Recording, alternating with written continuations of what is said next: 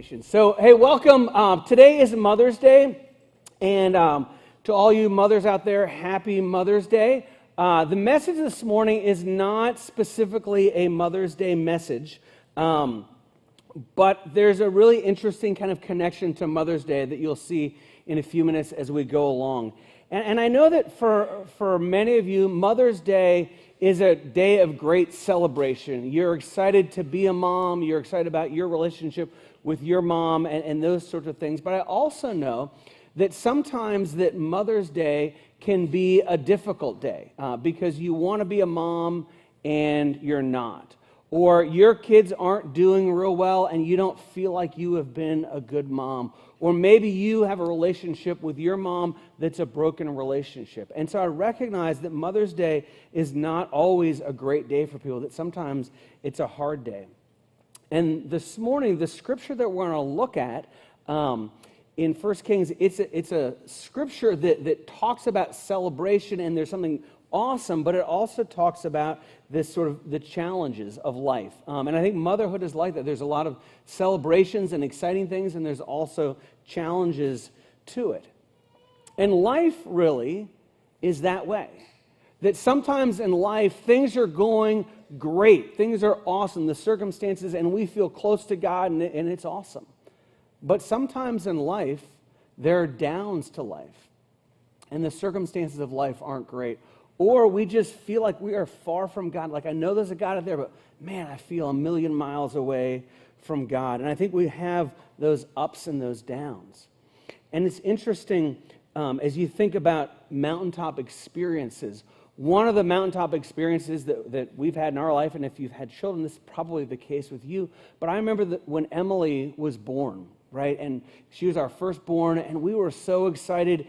And when she came into this world, and I could not have a conversation with anybody telling them that Emily was born without crying like 3 words into it. Like I was just a blithering, and it wasn't sad, it was just tears of joy. I can remember Ben Toole, we were up in Morgantown, Emily was born, he came walking down the hallway of the hospital maybe 5 hours after Emily was born, and I was like, hey Ben, Emily, I couldn't get anything out. And so we have that excitement of a baby being born, and you would think that thrill of the excitement of a baby being born, that mountaintop experience, would last for months and months and months on end. But yet, about 15% of women, or maybe a little bit more, deal with postpartum depression. You go, how does that happen? You've got this amazing bringing life into this world, followed by this depression. It just sometimes doesn't make sense. But that of going from the mountain very quickly to the valley, I don't think it's unique to women, and I don't think it's unique to postpartum depression. I think it's something that happens more frequently in life than we recognize. I was in my men's group a week or so ago, and one of the guys in our group coaches high school at the high school level, and he's had lots of success and won lots of state championships. And he was sharing, we were talking about this same idea, and he said, there are definitely years, most years, where we'll win the championship on a Saturday, and the next day I just kind of have this kind of depression, this kind of low to my life that it just seems to happen year after year. I know for me, when I go to Kenya, so I go to Kenya about every year, every other year, but I can remember a number of times when I would go on the trip in August. And I go to Kenya on this mission trip with the church and see God do amazing things. I mean, we would see people come to Christ. We would see lives change. We would see people on our team just totally transformed in their world outlook. I mean, just God was working in huge ways.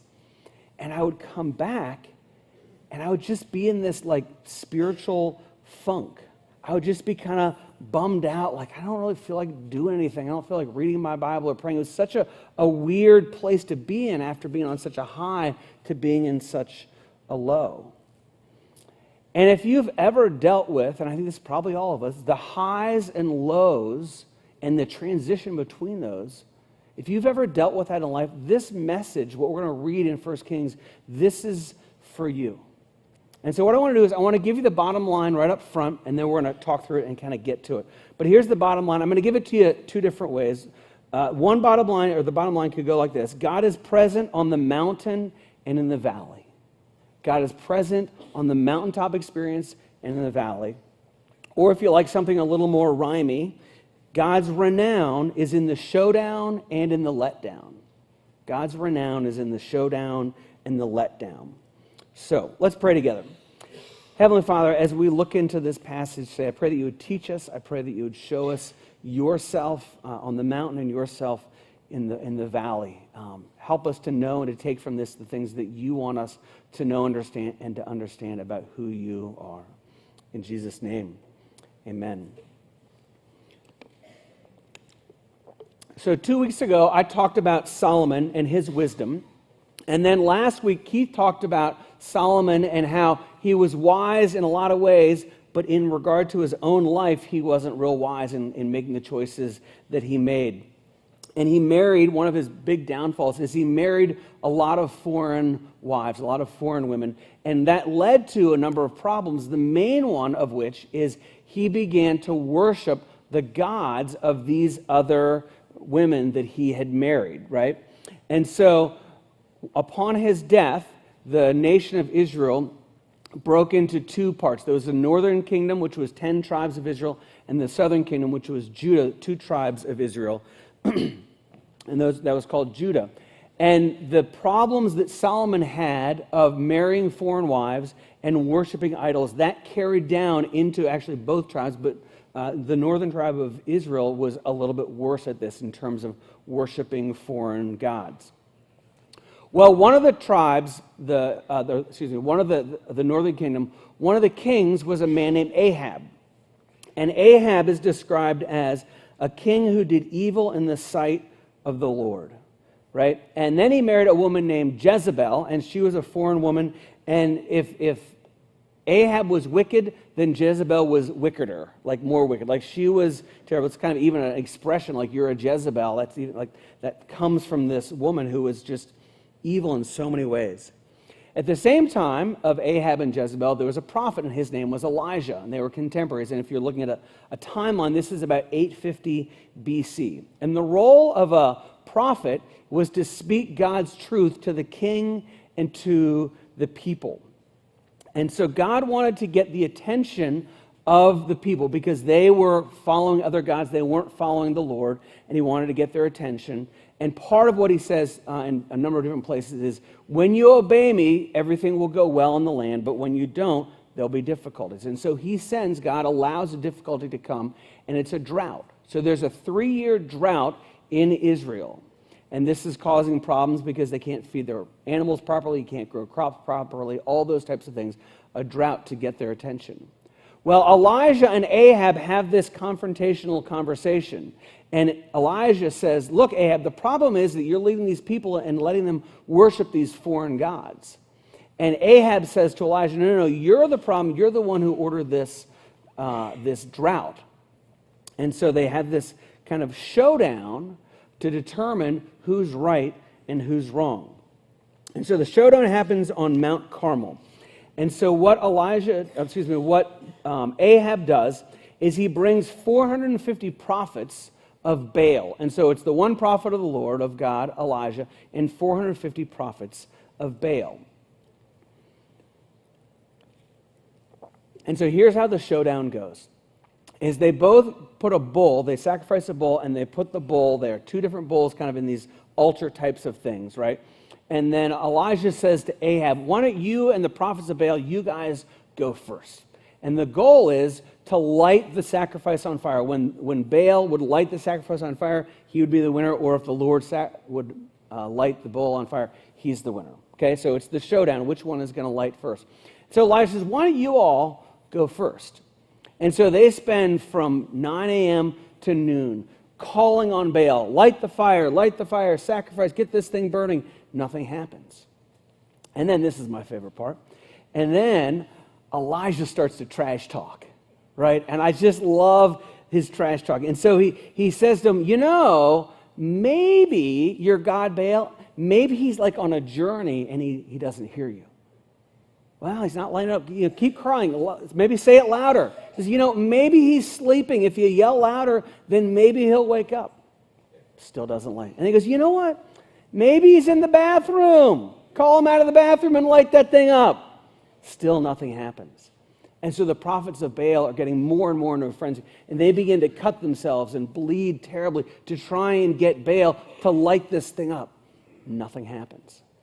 So it gets towards evening, and and then Elijah says, okay, it's time for God to do his thing.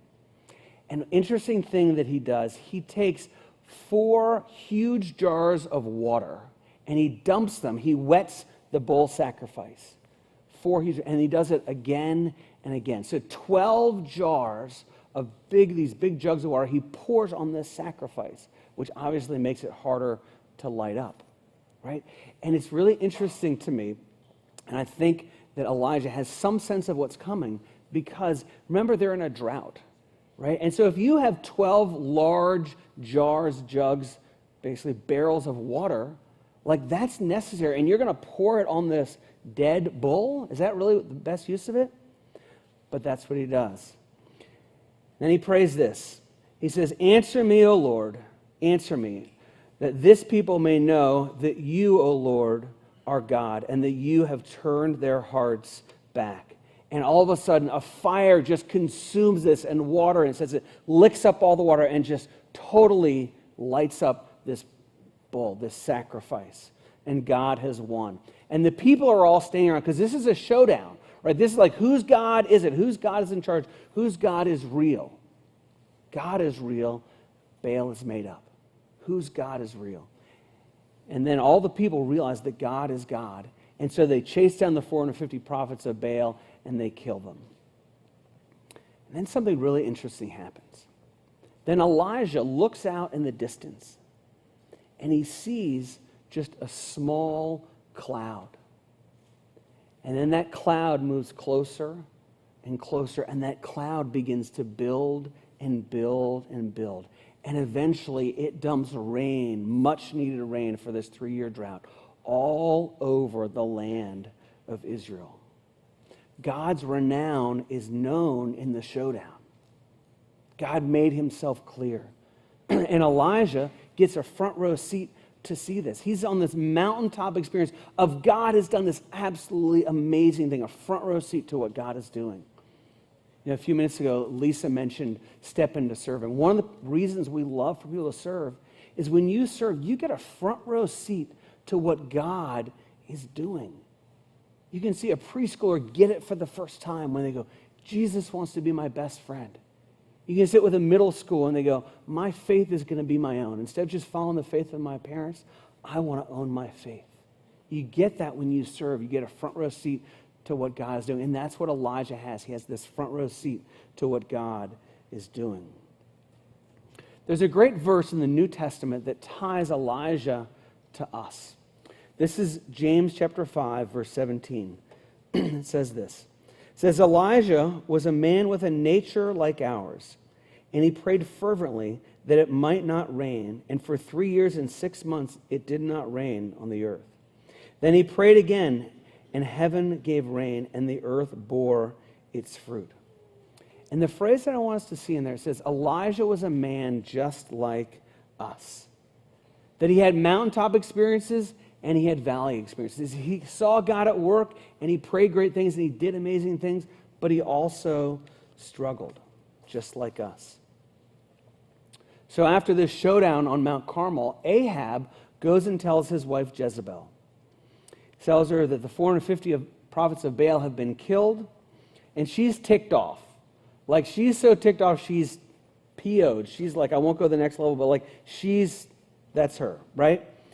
And so she says this, so may the gods do to me and more also, if I do not make your life, Elijah, as the life of one of them by this time tomorrow.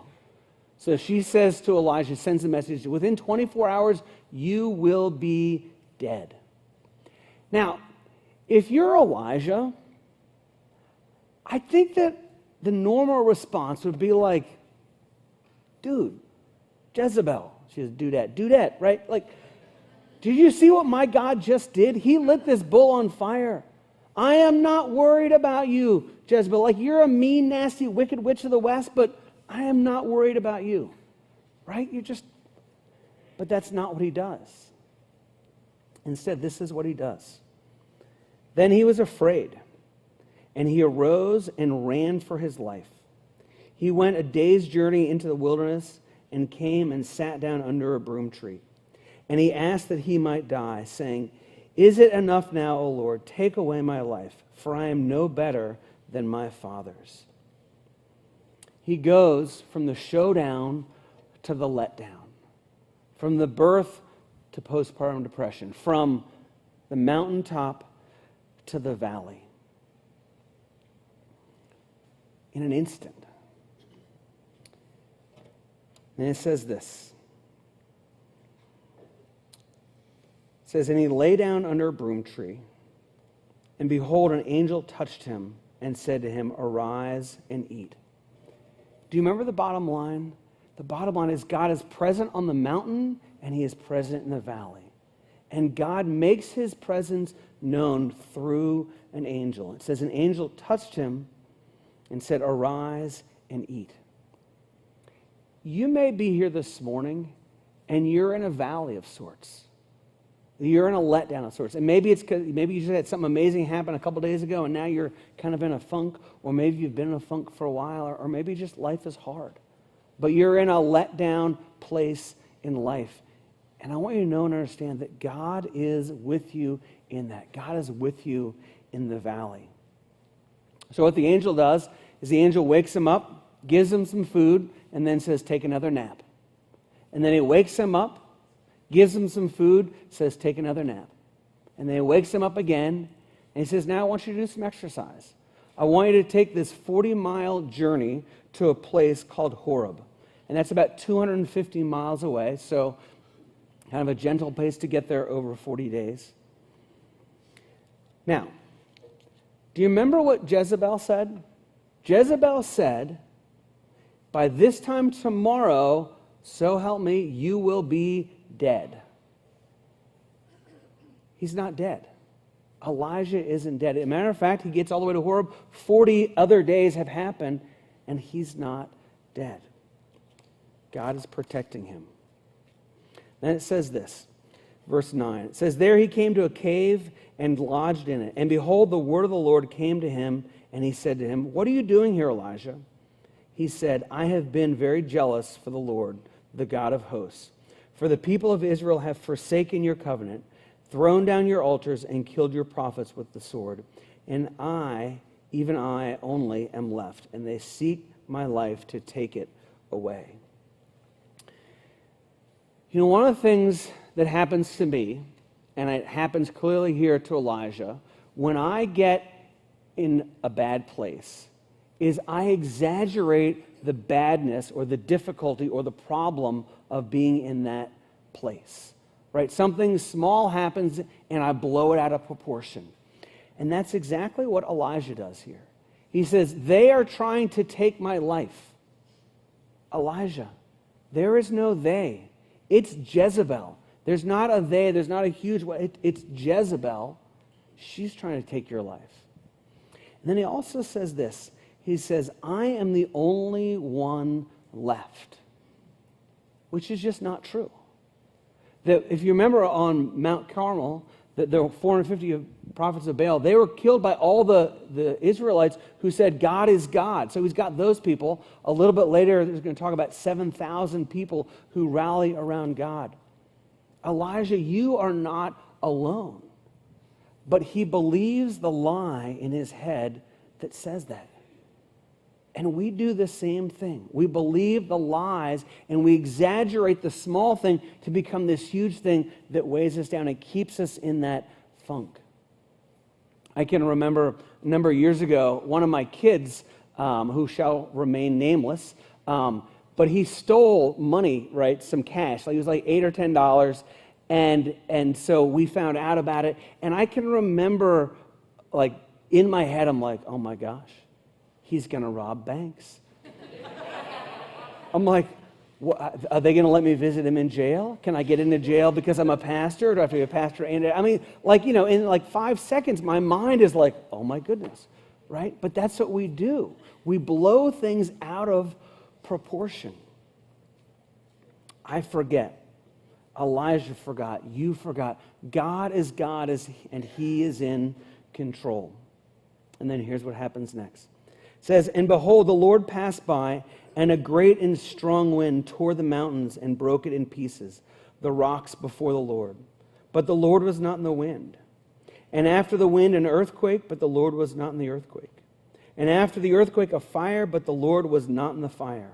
And after the fire, the sound of a low whisper. It's a pretty amazing scene. It says that there were smashing rocks, but God was not in the rocks. And there was this huge windstorm, but God wasn't in the windstorm. And then there was an earthquake, and God wasn't speaking through the earthquake. And there was this huge fire, but God wasn't speaking through the fire. It says that there was the sound of a low whisper, a gentle quietness. It wasn't in the rocks, in the earthquake, and the storm. It was in the quietness that God spoke. That word, low whisper, is a Hebrew word, and the Hebrew word is damama, right? And I have this little thing on my computer where I can kind of search where do they use that same word in other places, because I'm not a Hebrew scholar. But I found it in a very interesting place. This is Psalm 107, verse 29. And it says, he made the storm be still. That's that same Jewish word, still. And the waves of the sea were hushed. And so that word is used in a contrast to the craziness of the sea and the waves to the stillness that comes. The craziness of the rocks and the fire and the earthquake and the windstorm to the stillness.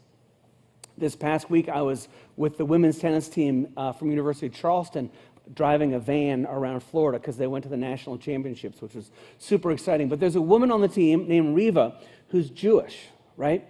And she lives in Israel, and we get to visit her this summer, which is super cool. So I show her on my phone this Hebrew word, not even the English word. I show her the Hebrew word. I said, what does this mean? And she goes, oh, she kind of gets this light up face. She goes, oh, it means shh. And I was like, that was so, like, that's exactly what God is doing with Elijah. He's saying, shh, just listen to my voice. Just slow down and listen. So often when we get to the letdowns in our lives, the valleys of our lives, we want to fill it up with a bunch of noise, a bunch of distraction, a bunch of things to numb us from whatever's going on and not deal with it.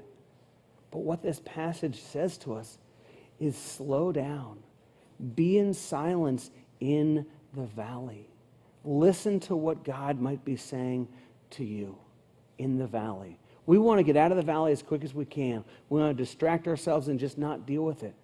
But God says, shh, be in the valley. Listen to what God says to you in the valley. This is what God spoke to Elijah in that whisper. It says, and the Lord said to him, go on your way in the wilderness of Damascus, and when you arrive, you shall appoint Hazael to be king over Syria. Doesn't seem that monumental. It's going to say something in the next verse as well. But you see, here's what God is saying. He's saying, Elijah, I made you to be a prophet. And what prophets do is they speak truth and they appoint kings. And I want you to go and do that. Go live your purpose. Go live your purpose. That's what we're called to do. When we get in that letdown, when we get in that place, go live your purpose. Go do what God has called you to do. What has God called you to do? To love him and to love other people. Go live your purpose. Then it continues on, verse 16. It says, Elisha, the son of Shaphat of Abel Mahalalah, something like that, says, you shall appoint to be a prophet in your place. He says, go find Elisha and appoint him to be a prophet. And I love the next story, and I'm not going to read it to you, but Elijah calls Elisha, kind of confusing names there, to be a prophet. And Elisha is all in. So he's been out plowing his field, and so he takes the plow and he burns it to make a fire. And then he takes the oxen he's been plowing with and he cooks them over the open fire and eats them and throws a big barbecue for his friends. Like, I just love it. That is all in. Like Elisha, there is no going back to farming. Like, You burn the plow, you ate the food, you ate the oxen, you're all in with being a prophet. But back to Elijah. What God does with Elijah is he gives him a friend. He gives him somebody to walk through life with. Because when we're in the pit, when we're in a funk, when we are in the lowdown and the valley, we need a friend. And that's what God does for Elijah. He gives him a friend in Elisha. And they walk together for a season before Elijah goes up to be with the Lord. But you know what's interesting? If you look at this from Elisha's perspective, right? He has no idea the struggle that Elijah is going through. Because on the outward, you would look and you go, man, he had this incredible victory on Mount Carmel. He must be flying high. There's no way he could be in a letdown. There's no way he could be in the valley. But he is. And so Elijah has a friend in Elisha. And I say that because people look at the outside of our lives and they think, hey, he's doing great, she's doing great. Look at the kids, look at the job, look at their travel. And people don't know that we're in the valley unless we speak up and say something. So when you're in the valley, invite people in, let people know. They may not have the perfect words. They may not be able to tell you exactly, here's how you get out. But allow people to come in with you. They want to be with you in that struggle.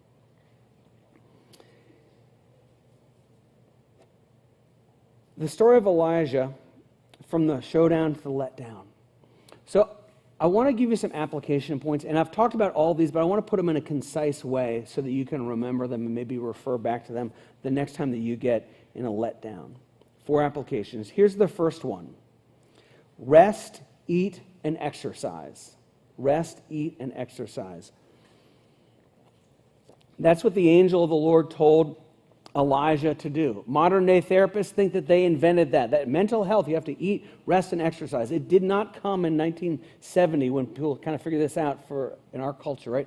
It came from 850 BC, right? Eat, rest, and exercise. Take care of yourself. That will help you to come out of the letdown, out of the valley. Here's the second, is listen to God in the silence. Listen to God in the silence. You know, when life is hard, when life is a struggle, we want to get out of it as quickly as we can. We just want to move on. I just want to get out of it. But listen to God in the silence, because that is when he often speaks the loudest, through the whisper. You know, when I get frustrated, I kind of do 2 things, one of 2 things or both of these things. One has to do with the Bible. And by the way, like when it comes to the Bible, and reading the Bible, I'm not a big fan of let me just open the Bible and point to a passage and see what it says, right? Okay, it's Monday morning, I open the Bible, and I much prefer to go through a book of the Bible or a reading plan, something like that. But one of the times that I kind of violate what I normally do is when I'm in a funk, when I'm I just need God to speak to me. And so I'll open to the book of Psalms and just kind of throw the Bible open somewhere in the book of Psalms, put my finger down, and start reading. Because the book of Psalms is filled with people who are pouring out their hearts to God. And they pour out their hearts, and I can see myself in their words. And it helps me to identify with them and them with me. But it also, many of them, most of them, give a resolution that those Psalms bring me to. Of life is out of control, but God has got this. The other thing that I do in the silence is that I walk. It just helps me to walk in the woods or walk around our neighborhood, and it just clears my mind, and it lets God speak to me in that quiet whisper. Here's the third application, is get back in the game. That's what God told Elijah to do. Get back in the game. Go start being a prophet again. Go appoint kings. And so for us, live your purpose. Live in such a way that you put other people first. There's something about that of looking beyond our self-pity, beyond our bad circumstances, beyond how we're feeling. When we look to other people, that's how God brings us out of the pit. And the last one is this, an alliteration, phone a friend. Now, I know that Elijah didn't actually phone Elisha. He texted him. Right? But phone a friend. invite somebody in, raise your hand, let somebody know. It could be myself or Jay or somebody on staff here at church or a friend in your life or somebody in your home group or your men's group or your women's group. But let somebody know, hey, I'm struggling here. I could use some prayers just so they can be in that with you.